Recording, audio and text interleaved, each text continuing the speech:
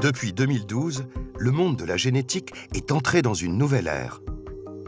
Grâce à la découverte d'un outil révolutionnaire, les manipulations de l'ADN sont désormais plus précises, plus faciles et plus accessibles que jamais. Le nom de ces ciseaux génétiques est sur toutes les lèvres, CRISPR-Cas9. Il permet de cibler, couper, remplacer les gènes de n'importe quel organisme vivant.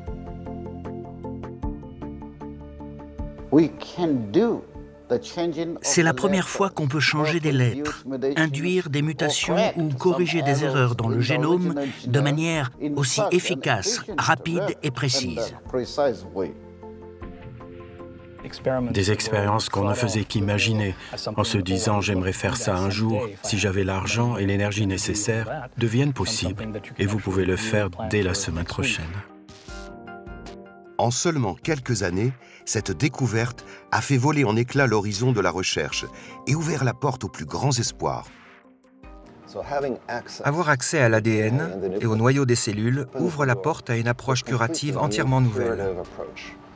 Aller là où tout est programmé, là où les mutations qui sont la cause des maladies résident. Je crois que ça va changer notre façon de pratiquer la médecine dans l'avenir.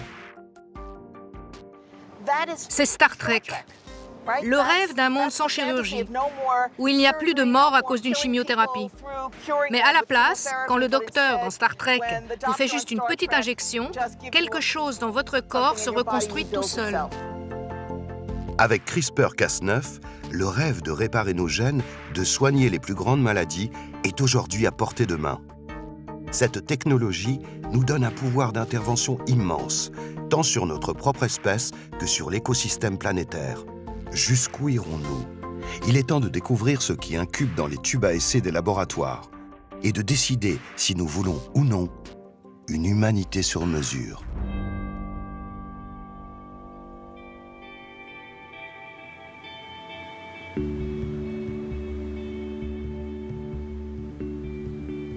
Sur la côte ouest des États-Unis, le vent de renouveau apporté par CRISPR-Cas9 a soufflé plus fort qu'ailleurs. Capitale mondiale des biotechnologies, les villes jumelles de Boston et Cambridge rassemblent les plus grands laboratoires de recherche universitaires, les meilleurs hôpitaux et les géants de l'industrie pharmaceutique. Au milieu de cet écosystème, une start-up médicale un peu différente des autres a vu le jour en 2017. Fondée par une association de patients atteints de la myopathie de Duchenne, qui touche 250 000 personnes dans le monde, la jeune entreprise mise sur CRISPR-Cas9 pour trouver un traitement à cette maladie incurable. Aujourd'hui, Jake Marazzo et sa famille sont accueillis par une responsable de l'association. Ils veulent mieux comprendre le nouvel horizon thérapeutique que CRISPR-Cas9 pourrait offrir aux malades. Ma mère m'a expliqué que cette technologie aide à arrêter la progression de la maladie. Mais je ne veux pas attendre l'an 3030 pour qu'un traitement voie le jour. Je ne veux pas attendre que les plaques tectoniques aient eu le temps de bouger. Je suis enthousiasmée par les nouvelles technologies et les nouveaux espoirs. Parce que sans espoir, qu'est-ce qu'il reste à une mère? Vous savez, quand vous entendez myopathie de Duchenne, c'est vraiment accablant pour une mère. C'est moi qui lui ai transmis. Donc mon vœu pour Jake, c'est qu'il n'ait pas de myopathie. Et je prie pour que toutes les technologies comme CRISPR soient vite au point. Nous avons besoin de quelque chose rapidement. Il a déjà 14 ans. En attendant, nous profitons de la vie au maximum. Jake a été diagnostiqué à l'âge de 8 ans de la myopathie de Duchenne. Touchant d'abord les membres inférieurs, la maladie atteint progressivement l'ensemble des muscles, y compris respiratoires et cardiaques. Les personnes atteintes survivent rarement au-delà de 30 ans. Cette maladie neuromusculaire est transmise héréditairement par l'ADN. Et c'est dans le noyau des cellules que se trouve l'ADN. Tout être vivant suit les instructions qui s'y trouvent pour se développer, fonctionner et se reproduire. Dans le noyau d'une cellule humaine, on trouve 46 filaments d'ADN condensés à l'extrême. Ils rassemblent chacun des centaines de segments d'informations fondamentaux, les gènes. Vu de près, chaque filament forme une double hélice, constituée de 2 chaînes de molécules.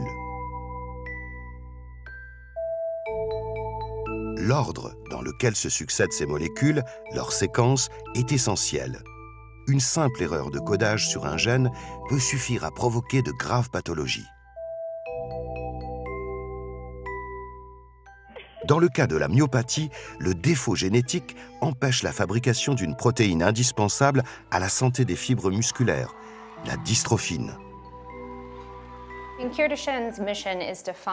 La mission de Cure-Duchenne est d'identifier les recherches qui pourraient aboutir à un traitement pour la myopathie de Duchenne. Et nous avons découvert par hasard les recherches du docteur Olson avec CRISPR. Et d'après les premiers résultats, c'est une des recherches les plus prometteuses que nous ayons jamais vues. En résumé, il n'y a eu aucune hésitation de notre part au moment d'investir 5 millions de dollars provenant de nos donateurs à un stade précoce de la recherche. Eric Olson dirige le laboratoire de biologie moléculaire de l'Université du Texas à Dallas. Depuis 3 ans, avec CRISPR, il tente de réparer les erreurs génétiques qui causent la myopathie de Duchenne en intervenant sur des souris. La preuve des premiers succès de cette recherche réside dans ces 2 images.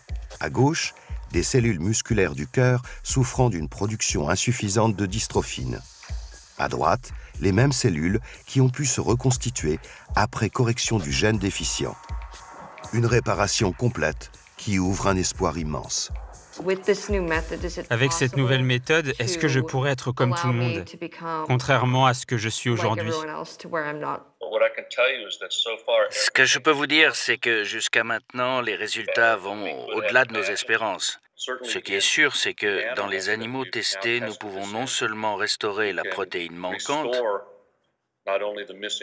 mais nous pouvons également restaurer la force musculaire de ces animaux. Bien sûr, mais notre préoccupation à nous, ce sont les humains. Dans combien de temps pensez-vous qu'on pourrait avoir des essais sur l'homme? C'est toujours la question la plus difficile, et je dois avouer que je n'ai pas de réponse précise. J'imagine que d'ici quelques années, si tout se déroule comme prévu, nous pourrons envisager d'avoir des applications pour les patients. Je parle d'années, bien sûr, pas de mois, mais pas non plus de décennies. Vous vous rendez bien compte qu'il s'agit de la technologie la plus révolutionnaire en sciences. Être capable de corriger une erreur dans le génome humain. Vous imaginez? C'est juste extraordinaire de penser qu'on puisse faire ça. C'est presque de la science-fiction. Oui, c'est vrai que ça y ressemble. Pour remonter aux origines de cette découverte révolutionnaire, il faut se rendre à Berlin pour rencontrer Emmanuelle Charpentier. Cette biologiste française s'est fait connaître du monde entier en dévoilant en 2012 l'outil CRISPR-Cas9. La publication de son article bouleverse immédiatement la communauté scientifique. C'est avec l'aide de l'américaine Jennifer Doudna qu'elle réussit son coup de génie. Détourner un mécanisme présent chez les bactéries pour en faire un ciseau génétique à portée de tous.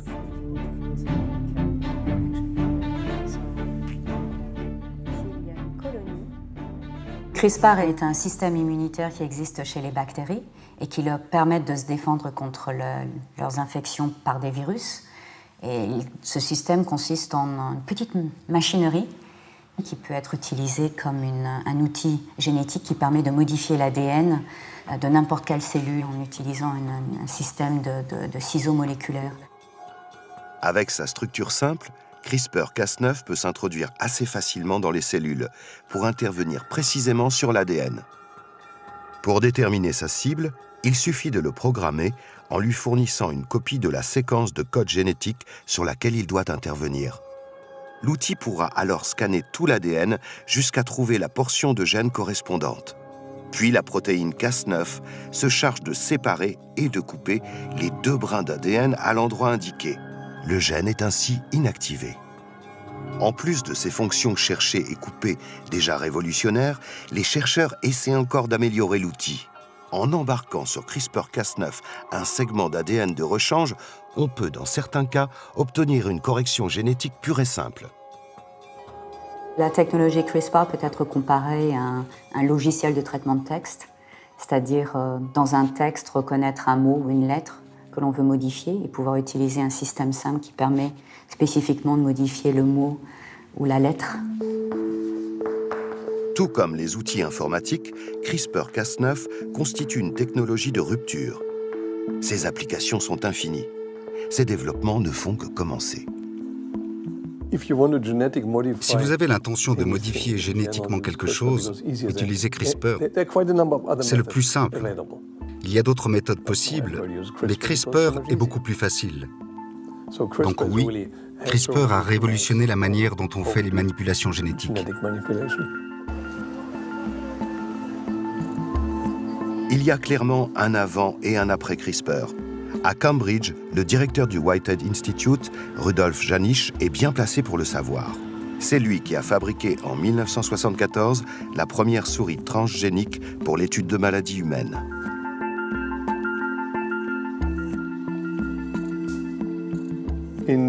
Avant CRISPR, il fallait avoir des compétences très particulières pour faire une souris transgénique.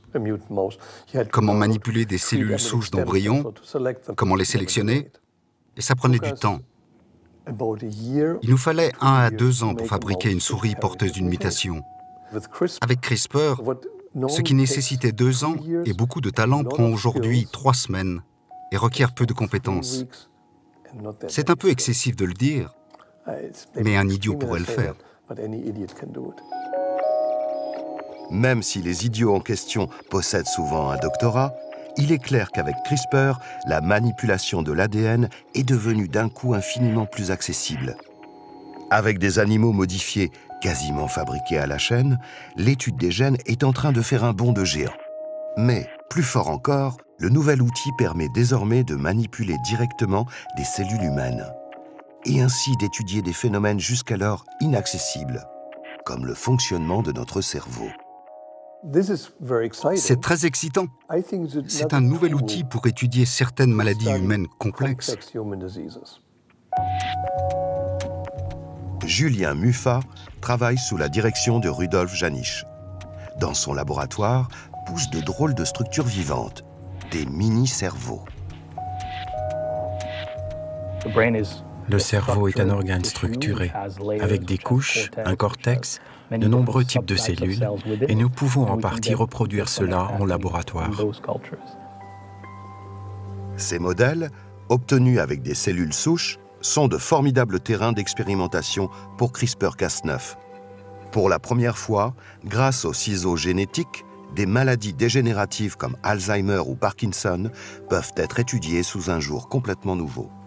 Nous utilisons CRISPR pour provoquer la mutation de certains gènes et voir comment cela affecte le développement normal de ces mini-cerveaux. Si cela a un rapport avec la maladie d'Alzheimer, et comment agir pour que cela soit intéressant d'un point de vue thérapeutique. Nous ne mettons pas au point de thérapie génique ou cellulaire directement pour les patients, mais c'est toujours dans un coin de notre tête. Grâce à CRISPR-Cas9, la compréhension du vivant s'accélère. Les perspectives de thérapie se rapprochent. Pour certaines maladies, comme Alzheimer, c'est un pari sur l'avenir. Pour d'autres, ça se joue maintenant. L'une des plus grandes maladies de notre époque est en tête de liste des cibles de CRISPR, le cancer.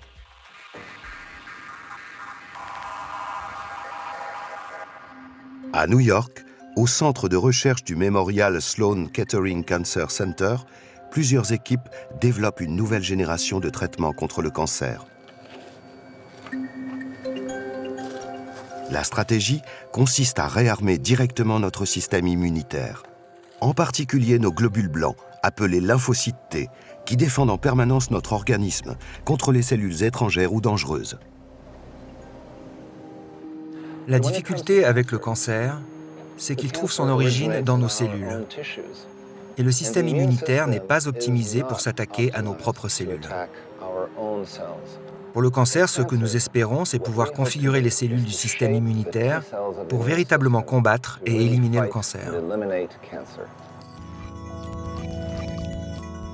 Avec CRISPR, les chercheurs modifient les globules blancs pour les aider à reconnaître, cibler et détruire les cellules cancéreuses, aussi efficacement qu'ils le feraient pour un virus. Le traitement passe par un prélèvement de sang. Les cellules sont alors sélectionnées, modifiées, puis réinjectées pour soigner. Ce qui est vraiment unique avec ce type de médecine, c'est qu'elle ne s'appuie pas sur la chimie, ni même sur une protéine, comme toute la médecine aujourd'hui, mais sur les cellules elles-mêmes. C'est ce que nous appelons depuis quelques années un médicament vivant. Même si cette stratégie existe depuis une dizaine d'années, CRISPR la rend plus efficace, plus simple, plus proche.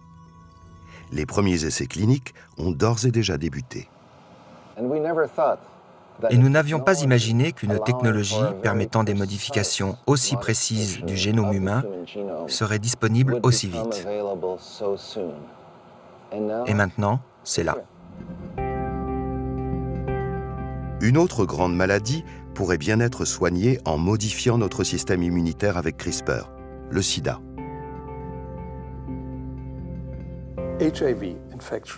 L'infection par le virus HIV est vraiment dévastatrice. Le virus infecte certaines cellules du système immunitaire et les tue. C'est ce qui déclenche la maladie. Mais le virus a besoin d'un récepteur bien précis pour pénétrer dans les cellules, et on sait que si l'on modifie ce récepteur sur des cellules souches de patients, le virus ne peut plus y pénétrer. Ensuite, si l'on réinjecte ces cellules modifiées aux patients, elles seront résistantes à l'infection.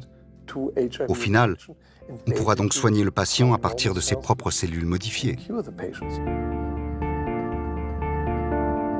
CRISPR-Cas9 ouvre bel et bien l'ère d'une chirurgie de pointe de l'ADN. Pourra-t-il tout guérir? Au centre de toutes les attentions, le couteau suisse de la génétique s'affiche partout. Les médias racontent ses dernières prouesses et s'interrogent. L'invention de CRISPR a-t-elle déjà changé la nature et l'avenir de l'humanité? L'emballement est aussi financier. Tandis que la liste de maladies qui pourraient être éradiquées par CRISPR s'allonge, les montants investis dans les startups et la recherche s'envolent. Dans cette phase, riche en expectatives, certains restent prudents. D'autres n'hésitent pas à laisser entrevoir un monde sans maladie.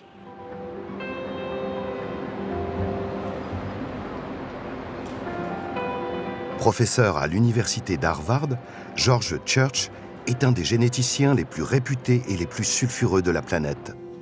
Pionnier du séquençage, chouchou des médias pour son look, ses idées avant-gardistes et ses propos tranchés, il a également participé au développement de la technologie CRISPR-Cas9. Grâce aux ciseaux génétiques, il envisage de s'attaquer au mécanisme le plus inexorable et le plus complexe de notre organisme, le vieillissement. 90% des gens meurent de maladies qui n'affectent pas les personnes jeunes. Donc ce sont des maladies liées à l'âge. Et elles sont liées à des programmes dans notre corps qui se dégradent naturellement avec le temps. Certains animaux vivent 200 ans, d'autres seulement 2 ans, et cela est dû à l'ADN. Donc nous travaillons sur l'inversion du processus de vieillissement dans mon laboratoire. Vous pouvez prendre une très vieille cellule et la transformer en une cellule embryonnaire. Vous pouvez aller aussi loin que cela. C'est donc une véritable cure de jouvence que George Church se dit prêt à mettre au point. À ses côtés, Bobby Dadwar remonte patiemment à l'origine de nos cellules. La manière dont nous menons cette recherche est assez excitante. Nous ne travaillons pas sur des animaux, on ne fait pas ça sur des souris, des vers ou des mouches drosophiles comme on le ferait habituellement. Nous travaillons directement sur des cellules humaines.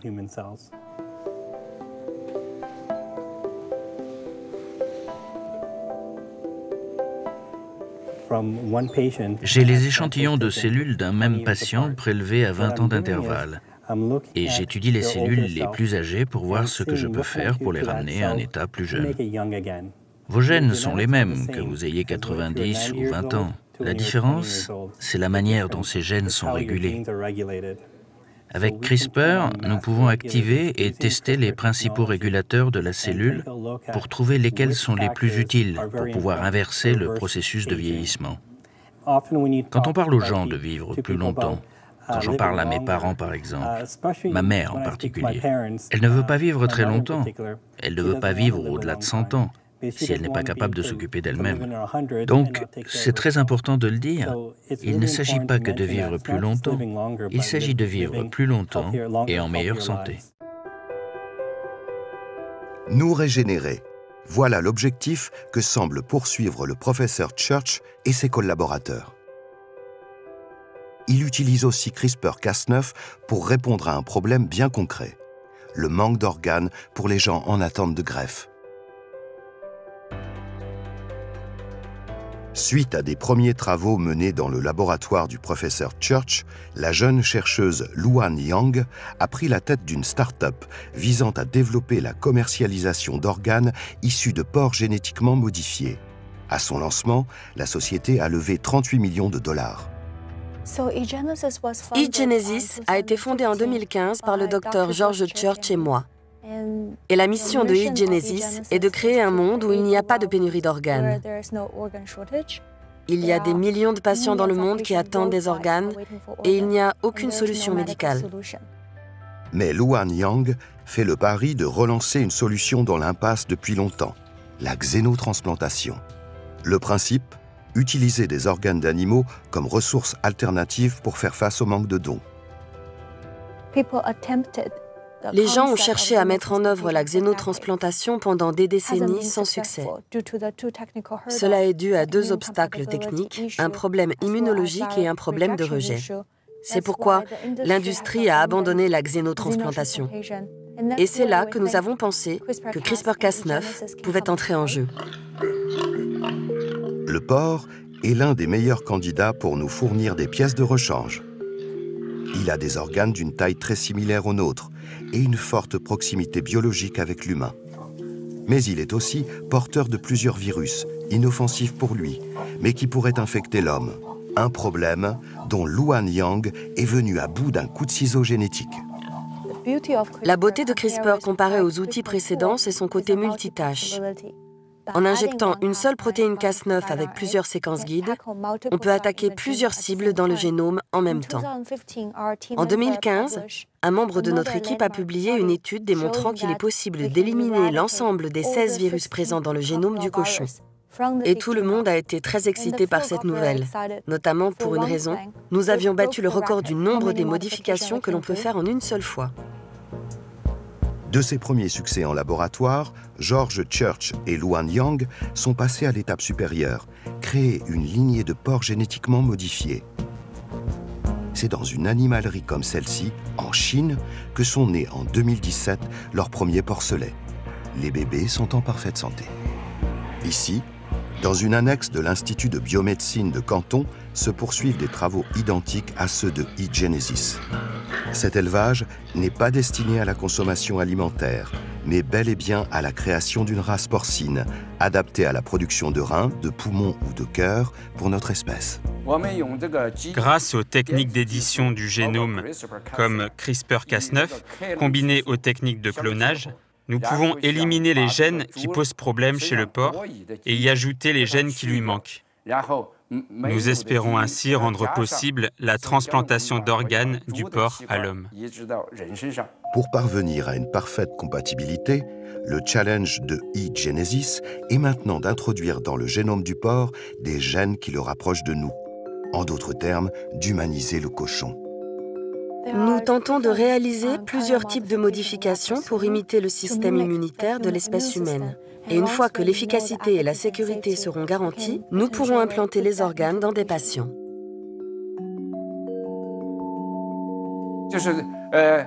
L'humanisation des organes animaux peut être généralisée comme on lancerait une ligne de produits sur le marché.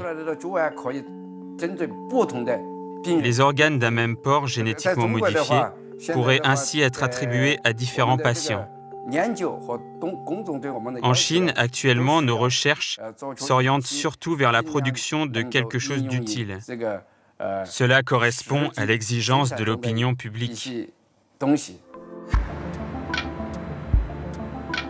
Principal partenaire, mais aussi premier compétiteur des États-Unis dans ses recherches novatrices, la Chine est déterminée à devenir le leader mondial dans les sciences du vivant et les biotechnologies. Et elle compte bien être prise au sérieux. faut voir qu'aujourd'hui, la Chine investit en recherche R&D autant que l'Europe. Donc ils ont décidé d'être concurrentiels par rapport aux Américains sur les questions de sciences de la vie, parce que le marché de la santé, c'est quand même, à l'horizon 2025, c'est 20% du PIB des pays développés. Donc c'est pas en vendant des voitures que les Chinois pensent qu'ils vont passer le cap de 2025, c'est en vendant des médicaments ou des produits de santé comme les Américains. Vitrine éclatante de ce décollage, Shenzhen affiche l'une des plus fortes croissances au monde. Aux côtés des industries de pointe dans le domaine de l'énergie et de l'informatique, les biotechnologies ont pris une place prépondérante. Née à la fin des années 90, pour participer à la grande aventure du décodage du génome humain, la firme BGI est devenue en moins de 20 ans le plus important centre de séquençage de la planète. Le monde entier envoie ses échantillons d'ADN pour obtenir le décodage de l'ensemble des informations génétiques qu'il contient. Fort de cette puissance de feu unique, en 2016, le gouvernement chinois décide de lancer un projet colossal, la China National Gene Bank, véritable arche de Noé génétique. Il confie à BGI et à son flamboyant président le soin de superviser le projet. Mes collègues et moi-même avons un rêve qui se compose de deux parties. La première est de séquencer toute l'humanité. Et la seconde partie de ce rêve est de séquencer absolument tout sur Terre.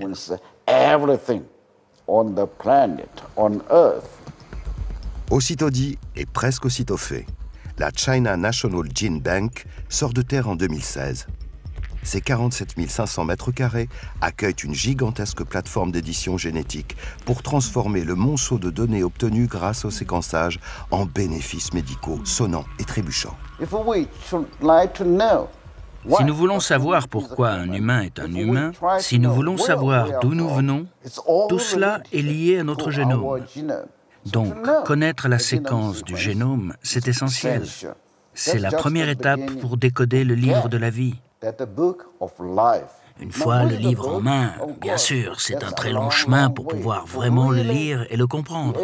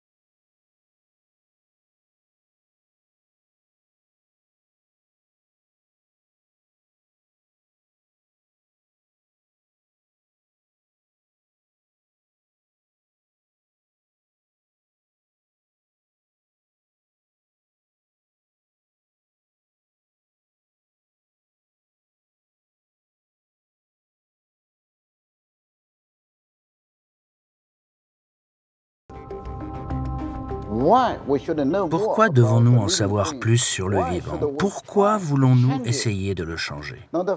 La première raison, sans aucun doute, les maladies. En particulier, les maladies génétiques et les maladies infectieuses. Tout connaître, tout cibler, tout guérir. Voilà l'ambition qui anime les nouveaux héros de la génétique, à l'heure où le séquençage et la modification ciblée du génome ouvrent des voies jusqu'à présent inaccessibles. Alors, pourquoi attendre que les maladies se développent avant d'essayer de les soigner? Pourquoi ne pas traiter le mal à la racine? Le corps humain contient 100 000 milliards de cellules, avec chacune une copie de l'ADN.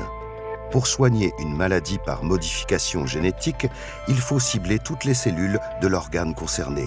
Même avec CRISPR, c'est un défi technique complexe, avec de gros risques d'erreur ou de réactions inattendues.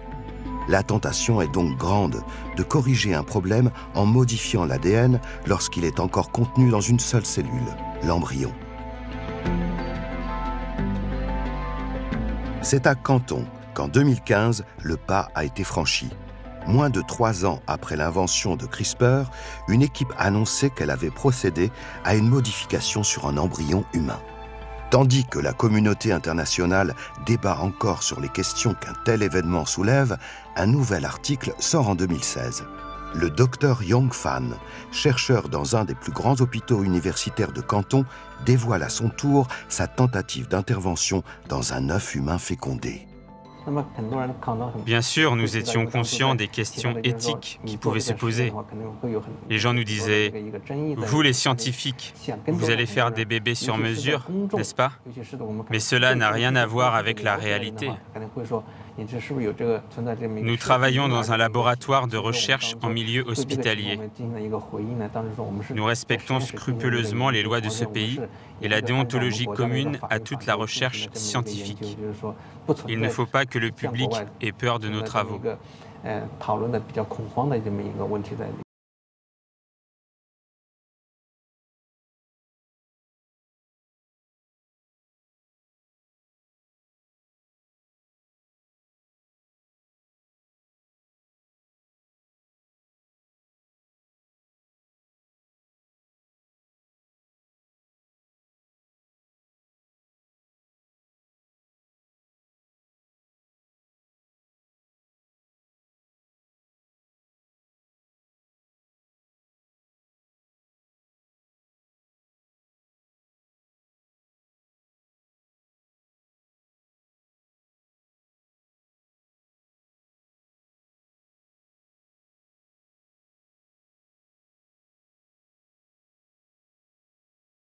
De nous préoccuper de la souffrance des gens et de trouver une solution radicale de guérison.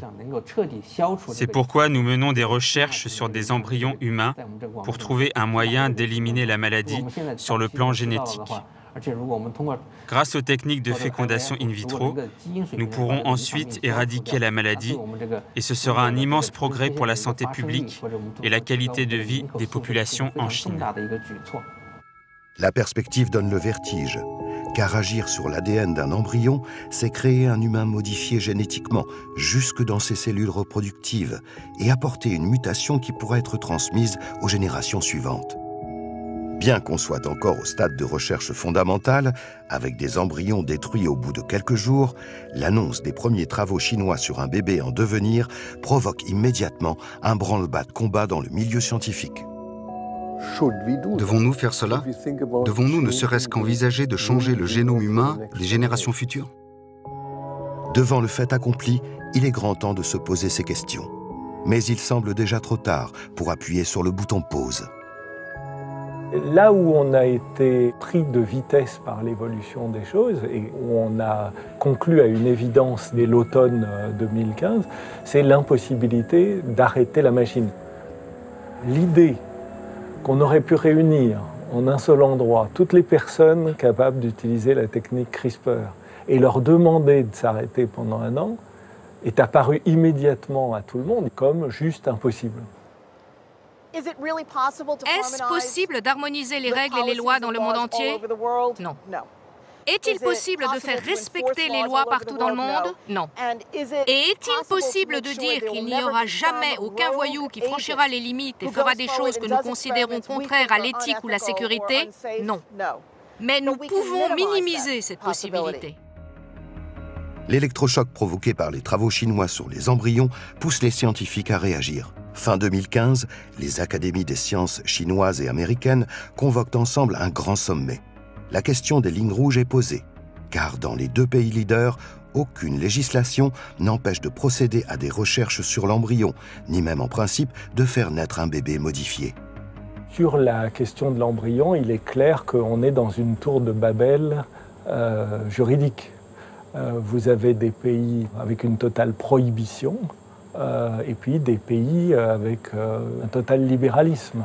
Le sommet de 2015 était le résultat des préoccupations de la communauté scientifique. Comment utiliser la technologie CRISPR sur l'homme et dans quelles conditions on pourrait permettre ou interdire les manipulations génétiques sur les embryons humains. L'un des objectifs du sommet était de voir dans quelle mesure on pourrait harmoniser au niveau mondial les politiques nationales sur ce qu'on doit faire, ce qui pourrait être fait et ce qui ne devrait jamais être fait. À l'issue de longues discussions, les scientifiques semblent unanimes. La recherche doit continuer. L'opportunité de pouvoir un jour éradiquer une maladie au niveau de l'embryon est trop belle. Il n'est pas en soi immoral d'imaginer utiliser cette technologie pour ce qu'on appelle la modification de la lignée germinale qui changera vos enfants.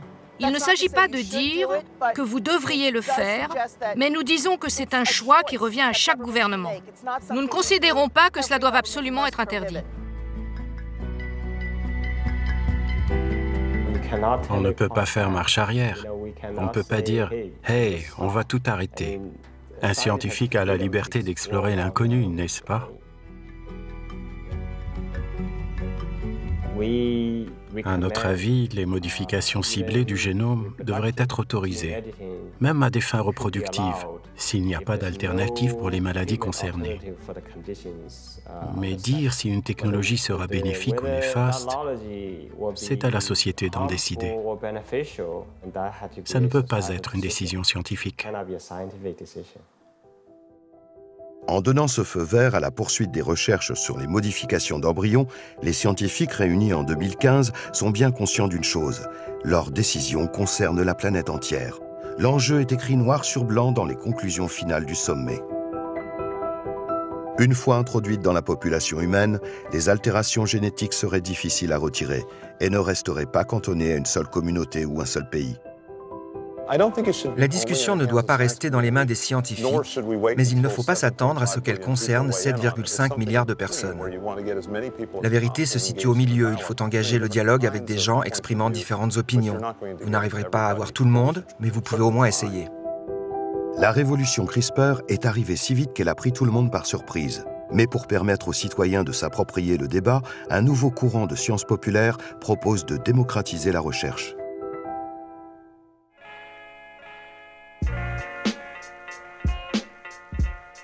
Brooklyn, emblématique quartier de New York. En marge du monde académique, c'est ici qu'est né le premier laboratoire communautaire, il y a une dizaine d'années. Vous devez ramasser le plus de cellules possible. Puis ouvrez ça et tournez-le doucement à l'intérieur. Ça devrait suffire comme ça. Dans ces lieux de pratique ouverts et participatifs, des biologistes amateurs ou de simples curieux viennent se frotter aux enjeux de la recherche. Vous voyez au fond cette chose blanche? Regardez si vous en avez une. C'est là qu'on voit si vous êtes des robots ou non. Les laboratoires communautaires existent indépendamment de toute autre organisation. C'est une initiative citoyenne. Ça veut dire que vous pouvez y faire ce que vous voulez. Vous n'avez pas besoin de financement, vous pouvez travailler sur quelque chose qui ne rapportera jamais rien, mais qui pourrait s'avérer utile pour l'humanité, ou juste pour vos voisins.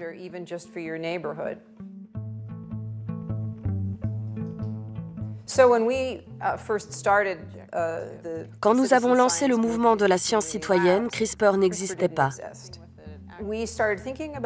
Puis, quand nous avons pensé faire des ateliers sur CRISPR, nous avons d'abord hésité parce que nous étions en permanence sollicités par des journalistes qui voulaient raconter des histoires effrayantes sur les scientifiques amateurs qui manipulent CRISPR. Finalement, nous avons décidé que nous allions faire des ateliers pour le grand public et que nous serions les gens raisonnables à propos de CRISPR. Dans nos ateliers, nous essayons de remettre la technologie dans son contexte. Nous parlons des controverses à propos des modifications génétiques autour des questions qu'elles posent. Le génome humain devrait-il être modifié ou pas? Les gens qui viennent dans ces labos adorent en discuter. Ils sont là parce qu'ils sont curieux des possibilités de la technologie et ils veulent participer au débat.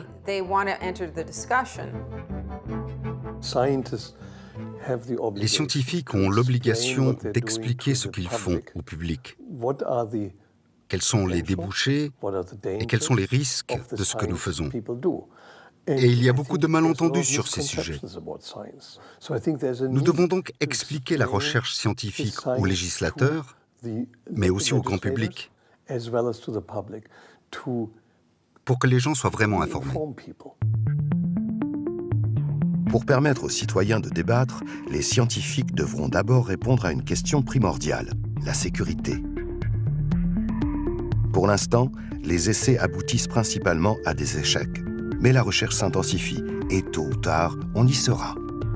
Sans s'interdire sur le principe de pouvoir guérir des embryons un jour, il faut se donner les moyens de le faire dans des conditions de sécurité et d'efficacité qui permettent d'en faire un traitement et pas seulement un jeu pour laboratoire. Là, il faut que ce soit du 100%, il faut que ça marche à tous les coups.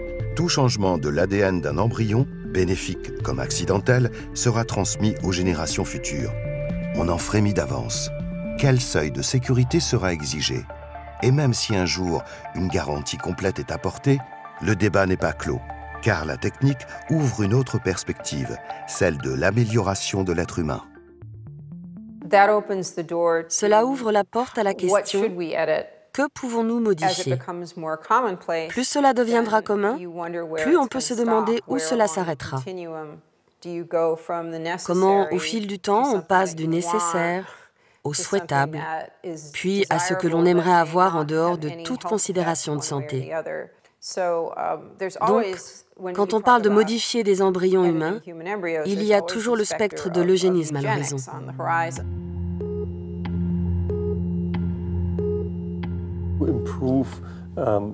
Modifier un individu pour l'améliorer, par exemple pour qu'il soit plus grand, plus fort, plus intelligent, ou pour qu'il ait les yeux bleus, nos règles éthiques nous disent que non, on ne doit pas permettre cela. Le fantasme qui consiste à penser que nous pourrions nous améliorer avec ça est exagéré. Nous ne pouvons définir l'intelligence et encore moins la changer. Même votre taille, ce qui pourrait sembler plus simple, est le résultat de centaines de gènes différents et de votre environnement. Dans certains cas, la technologie peut être lente à se développer ou même ne jamais aboutir. On aura peut-être alors débattu pour rien. Mais il vaut toujours mieux discuter en amont d'un sujet d'éthique important plutôt que de le rater complètement et être pris de court ensuite.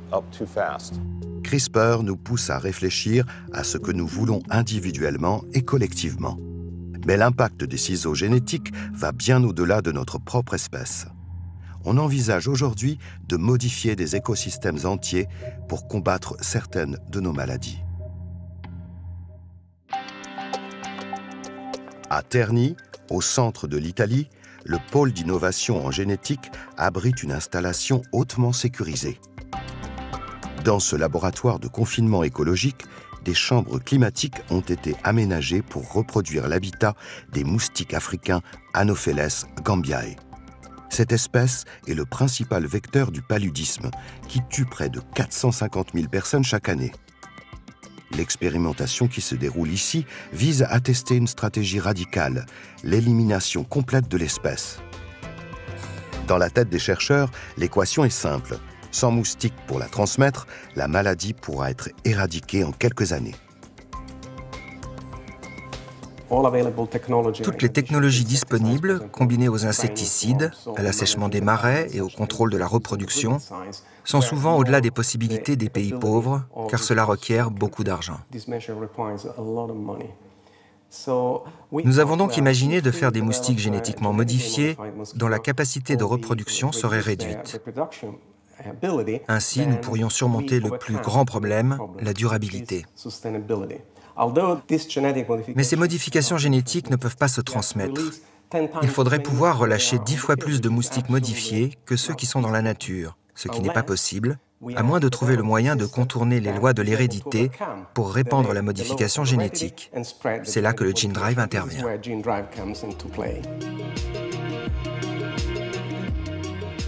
Le gene drive, qu'on peut traduire en français par forçage génétique, est une modification programmée pour se répandre de façon accélérée au sein de toute une population. En temps normal, un gène porté par un parent n'a qu'une chance sur 2 d'être transmis. Grâce au gene drive, dès qu'un individu modifié se reproduit, il impose son gène trafiqué à l'ensemble de sa descendance. La stratégie équivaut à un piratage, car tel un cheval de Troie, le gène modifié contient lui-même le matériel et les instructions nécessaires pour transmettre CRISPR et répliquer cette modification à l'infini. Ainsi, à chaque génération, la modification génétique se répand par effet domino. Nous introduisons CRISPR de telle sorte que progressivement, il détruit les gènes importants pour la reproduction des moustiques. Le résultat, au bout du compte, c'est que la population s'effondre. Le forçage génétique fournit un moyen d'action inédit et puissant. Son potentiel pour l'éradication d'une maladie est énorme. Les risques pour l'environnement aussi. D'un côté, vous avez des centaines de milliers de vies humaines qui peuvent être épargnées. 438 000 morts l'année dernière. Et de l'autre côté, un impact potentiel sur la biodiversité qu'on ne serait pas forcément capable d'arrêter, une espèce de réaction en chaîne qu'on déclencherait. Et donc là, on met en évidence tout un questionnement éthique, toute une nécessité de réponse à un grand nombre d'interrogations qui sont liées à la santé humaine, mais qui impactent différents éléments de l'environnement. En termes de risque, notre capacité à évaluer sur le long terme les conséquences de nos interventions sur l'environnement est extrêmement limitée. Ce sont des procédés complexes dont les effets se développent sur de nombreuses années. Comment réagir à cela? De combien d'informations avons-nous vraiment besoin avant de décider de le faire? Parce que, en fait, nous n'avons aucune idée de l'impact que cela aura sur les écosystèmes. Nous serons en mesure de fournir beaucoup d'informations. Combien de temps il faudra à la modification génétique pour se répandre? Est-ce qu'elle se transmet à des espèces proches? On pourra vérifier s'il y a des traces d'ADN de ces moustiques chez leurs prédateurs. On pourra évaluer les paramètres écologiques, évaluer la sécurité et produire ce qu'il faut pour passer à la phase 3. Une installation confinée sur le terrain avant de pouvoir relâcher les moustiques dans la nature. La suite de cette histoire n'est pas encore écrite.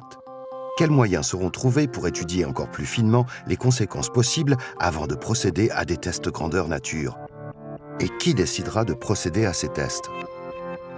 Et il y a une urgence à ce que ça ne soit pas, la décision ne soit pas limitée à quelques laboratoires des pays développés, mais qu'on implique des populations, parce que où est-ce qu'on va faire ce genre de manipulation? On va les faire en Afrique ou on va les faire en Asie du Sud-Est.